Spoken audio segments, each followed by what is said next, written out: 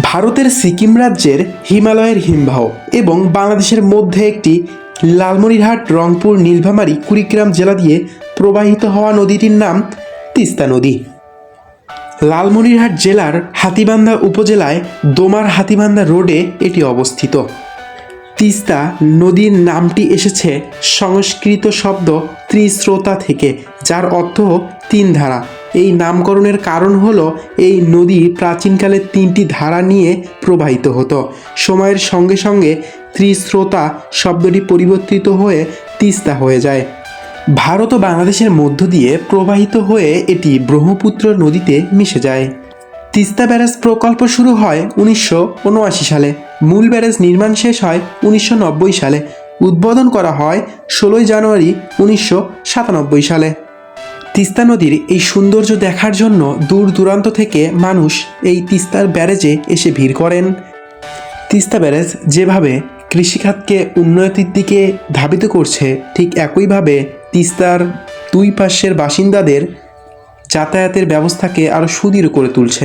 তিস্তা ব্যারেজের উদ্দেশ্য শুষ্ক মৌসুমে উত্তরাঞ্চলে কৃষিকাজে সেচ দেওয়ার জন্য, জলধারা সংরক্ষণ করে চাষাবাদ বৃদ্ধি করার জন্য, বিশেষ করে রংপুর বিভাগের খাদ্য নিরাপত্তা ও উৎপাদন বাড়ানোর জন্য বিশেষভাবে ভূমিকা রাখে।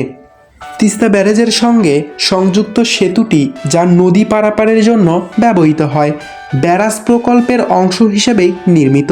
এটি 1990 দশকের ব্যারেজের নির্মাণের সময়ই তৈরি হয়। তিস্তা ব্যারেজের দৈর্ঘ্য প্রায় 715 মিটার।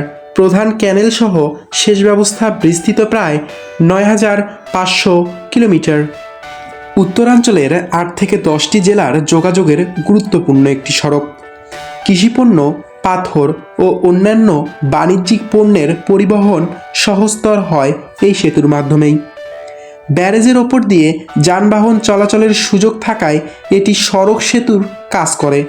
সেচ সুবিধার কারণে উত্তরাঞ্চলে ধান, গম, ভুট্টা ও সবজি উৎপাদন অনেক বেড়েছে, কিন্তু বর্ষাকালে পানির অতিরিক্ত চাপ ও নিয়ন্ত্রণ নিয়ে মাঝে মাঝে বিতর্ক তৈরি হয়।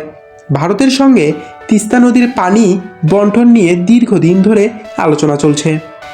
সারসংক্ষেপভাবে বলতে গেলে, নদীর নামের উৎস ত্রিস্রোতা, তিন ধারা। ব্যারেজ প্রকল্প শুরু হয় 1979 সালে। ব্যারেজ নির্মাণ শেষ 1990 সালে। উদ্বোধন 16 জানুয়ারি 1997 সালে। অবস্থান হাতীবান্ধা, লালমনিরহাট।